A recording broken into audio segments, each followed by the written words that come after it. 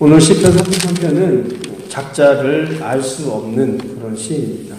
어제 말씀드린 대로 약 50여 편이 작자가 알 수 없는 그런 시편으로 되어 있다고 이렇게 제가 말씀을 드렸습니다. 그러나 분명한 내용은 이 33편은 바로 하나님을 예배하고 찬양하는 찬양시라고 하는 것입니다. 이 본문을 쭉 우리가 봉독을 했는데요. 찬양해야 될 그 여러 가지 이유들을 이 작자는 쏟아내고 있습니다. 하나님의 찬양의 이유가 되시고 우리가 어떻게 찬양을 해야 할지에 대해서 많은 부분 설명을 해주고 있는 것입니다. 이유와 목적이 분명할수록 이 사람의 마음은 더 정확해지고 분명해집니다. 신앙생활하는 우리가 하나님을 믿고 살아가면서 분명한 이유와 분명한 목적이 있어야 됩니다. 그래야 그것을 근거로 해서 하나님을 더 정확하게 찬양하는 것이죠. 오늘 본문은 하나님이 어떤 분이시고 우리가 왜 찬양해야 되고 그 이유와 목적이 아주 분명하고 정확하게 그것을 설명을 해주고 있다라고 하는 것입니다. 이 본문은 하나님을 찬양하고 그분을 높이는 데 아주 정확한 근거를 두고 있습니다. 우리 1절을 한번 읽어보도록 하겠습니다. 시작. 너희 의인들아 여호와를 즐거워하라. 찬송은 정직한 자들이 마땅히 할 바로다. 성경에서 말하는 의인은 결코 행위가 완전한 그런 사람을 의인이라고 말하지 않습니다. 모든 사람이 죄를 범하여서 하나님의 영광에 이르지 못하죠. 그러나 하나님께로부터 인정을 받는 자, 하나님의 인침을 받는 자, 바로 그 신자는 바로 의인이라고 할 수 있습니다. 특별히 의인들의 특징을 보게 되면은 하나님 말씀을 어떻게 하면 순종할까에 대해서 고민하고 애를 쓰는 그런 사람을 우리는 의인이라고 그렇게 볼 수 있습니다. 오늘 이 시인은 하나님의 택한 백성, 말씀에 순종하고 어떻게 하면 그 말씀대로 살려고 노력하는가에 아주 그 수고하는 그런 사람들을 바로 의인이라고 이 시인을 말하고 있습니다. 그런 의인들에게 찬양의 의무를 촉구하는 것입니다. 의인들아, 하나님을 당연히 찬양해야 된다. 감사의 마음을 억제하지 말고 최선을 다해서 찬양을 해야 한다라고 그렇게 촉구하고 있습니다. 분명한 이유를 심어주고 있는 것이죠. 찬송은 정직한 자의 마땅히 해야 할 것이다 라고 그렇게 설명을 하고 있습니다. 우리 2절을 한번 읽어보도록 하겠습니다. 수금으로 여호와께 감사하고 열줄 비파로 찬송할지어다. 하나님을 찬양하되 어떻게 찬양을 해야 할지 궁극적으로 좀 더 구체적으로 설명을 해주고 있습니다. 악기를 연주하며 새 노래로 그렇게 하나님을 기뻐하고 찬양하라라고 설명하고 있습니다. 수금과 비파는 여러분이 잘 아시는 것처럼 현악기의 일종이죠. 그래서 이 성경에 보면은 찬양을 하는데 많이 이 악기로 사용을 하고 있습니다. 물론 지금은 구경하기가 이렇게 쉽지 않은 그런 악기이죠.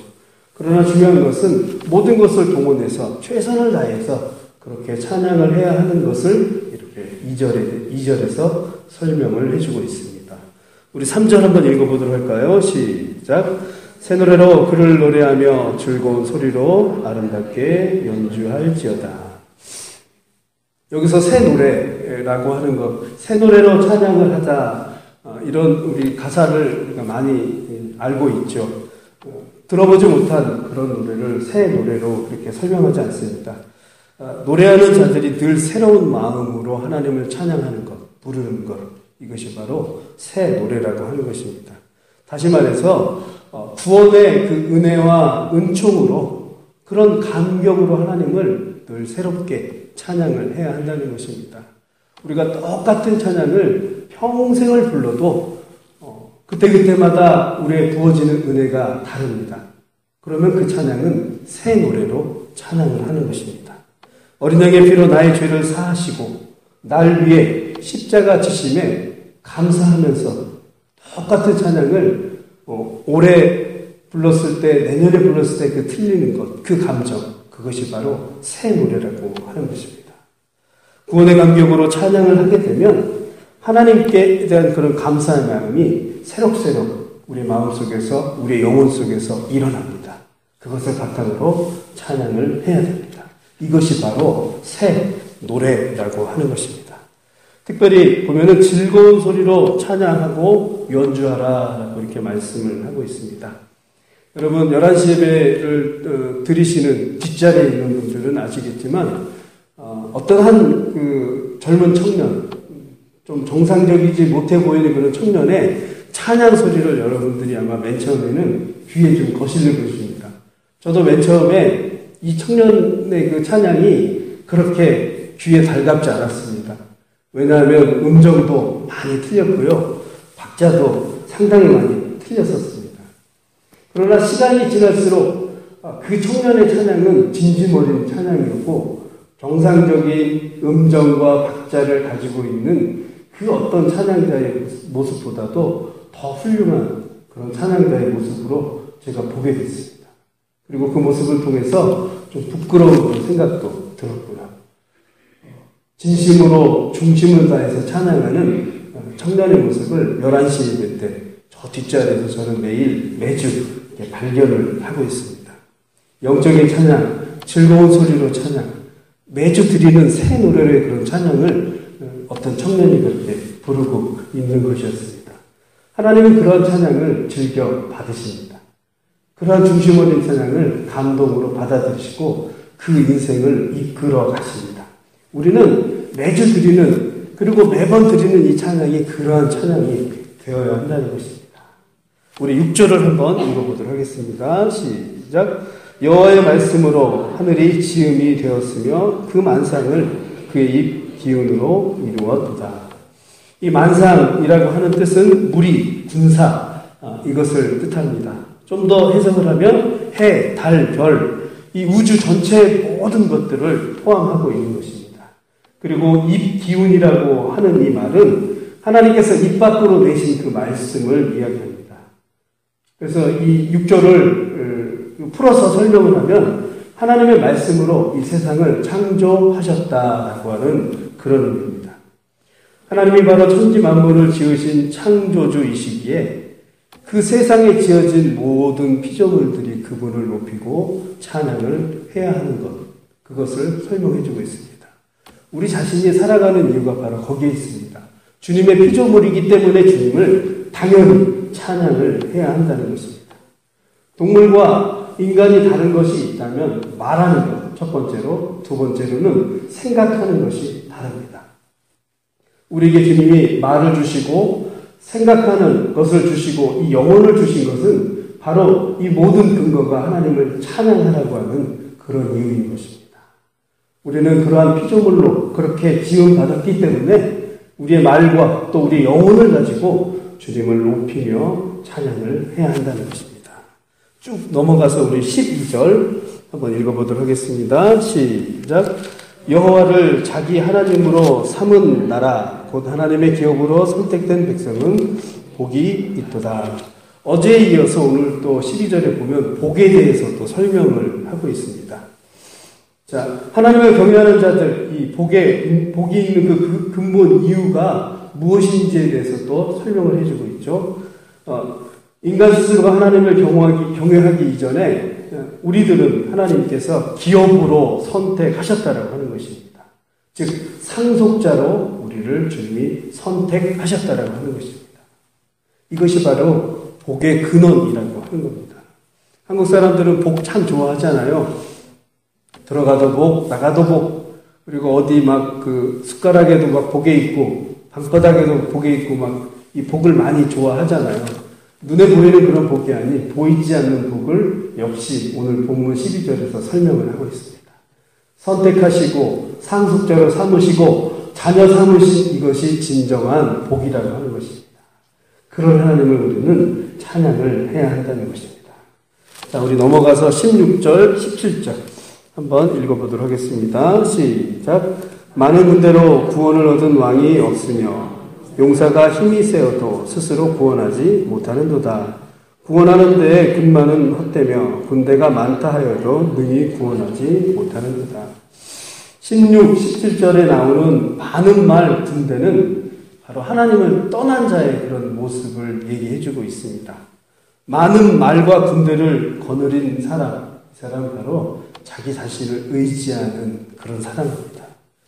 자신 주변의 권세와 힘 때문에, 그것 때문에 전능하신 하나님이 보여지질 않습니다. 마땅히 찬양을 해야 될 그런 주님이 이 자신의 힘과 자신이 가지고 있는 많은 군사력과 말 때문에 가려서 보여지지 않는 그런 사람을 설명해 주고 있습니다. 이러한 사람들은 자기 자신의 힘에 의해서 그것에 눌려서 하나님을 온전히 찬양하지 못한다라고 하는 것이죠. 하나님을 멀리하는 그런 사람들입니다. 이러한 사람은 결코 그 권세가 가지고 있는 것이 영원하지 못합니다. 그래서 인생의 무상함을 여기서 설명을 해주고 있죠. 사랑하는 성도 여러분, 하나님을 진정으로 찬양한다는 것, 그것은 하나님 앞에서 겸손한 자신의 모습을 발견하는 가운데 그 가운데서 찬양을 해야 합니다. 그것이 또 진정한 찬양이라고 하는 것입니다. 겸손한 가운데 그렇게 나아갈 때 하나님은 또 그 귀한 찬양을 받아주시는 거죠. 자, 우리 22절 한번 읽어보도록 하겠습니다. 마지막 절입니다. 시작. 여호와여, 우리가 주께 바라는 대로 주의 인자하심을 우리에게 베푸소서.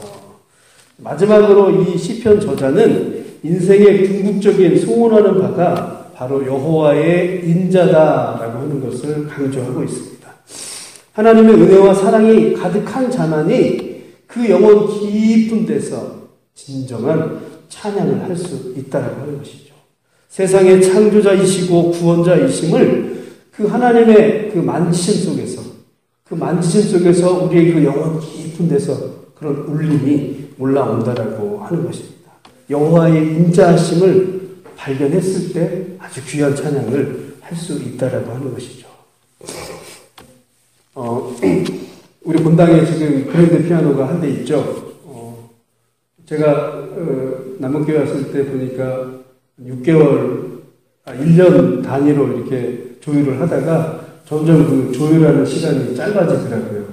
이제 나이가 들고 오래되다 보니까 점점 이제 빠른 시간에 이렇게 조율을 하는 것을 제가 이렇게 관찰을 했습니다. 여러분, 조율사가 피아노를 조율할 때 어떻게 이 조율사를 만들어내냐면요, 정상적인 피아노를 엉망으로 만들어버립니다. 그래서 88개의 건반 중에 시험관이 아무거나 선택해서 엉망을 만들고요. 그 다음에 줄도 수백 개가 돼요, 이 안에. 그래서 몇 개를 골라가지고 엉망으로 이렇게 만들어 놓고, 그리고 이거를 정상적으로 되돌리라라는 게 바로 조율사의 시험 과정입니다. 훌륭한 조율사는요, 그거를 막 이렇게 만들면 짧은 시간 안에 어디가 문제가 생기고 또 어디가 음이 틀어진 거를 감지합니다. 그래서 짧은 시간 안에 그거를 다 원상태로 이렇게 만들죠. 보기에는 좀 물론 커다랗지만 되게 단순해 보이는 것 같아도요, 이 건반 하나에 이 들어가는 부품이 24개입니다. 저게 88개니까 2014개가 되는 거죠. 근데 수만 가지의 부품이 저 안에 들어가 있는 거죠. 그거를 다 관찰해가지고 이 조율사를 찾아서 하나하나 제자리로 돌려놓습니다. 완성되면, 그리고 연주를 하면 아름다운 그런 악기가 되는 것이죠. 하나님은 우리 인생의, 또 우리의 심령의 조율사이십니다. 여러분들이 신앙생활 하다가 보면 틀어질 수도 있고 또 음이 떨어질 수도 있죠. 그러나 주님께서 여러분 안에 임하시고 영혼을 만져주시고 모든 환경을 조정을 해주시면요, 아름다운 악기가 될 수 있다라고 하는 것입니다. 그리고 여러분이 그 인생을 통해서 아름답게 연주하는 찬양자가 될 수 있다라고 하는 것입니다. 마지막으로 우리 이 찬양을 한번 다 같이 부르시겠습니다. 412장인데요. 하나님이 우리의 인생을 잘 만들어주시면, 또 우리의 그 모든 환경들을 조율을 해주시면요, 우리의 영혼의 극히 깊은 데서 맑은 가락이 울려납니다. 그리고 그 가락은 하늘 곡조가 되고요, 내 영혼을 고이 품는 그런 멋진 그런 음악이 된다라고 하는 것입니다. 우리 이 찬양 1절만 부르고 오늘 말씀을 마무리하도록 하겠습니다. 내 영혼의 그 깊은 데서 맑은 바람이 울려나네.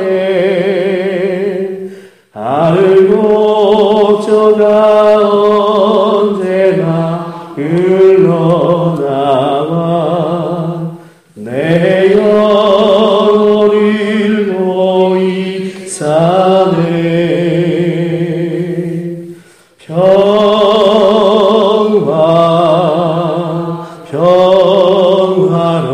평화로다. 하늘 위에서 내려오네. 그 사랑의 물결이 영원토록 내 영혼을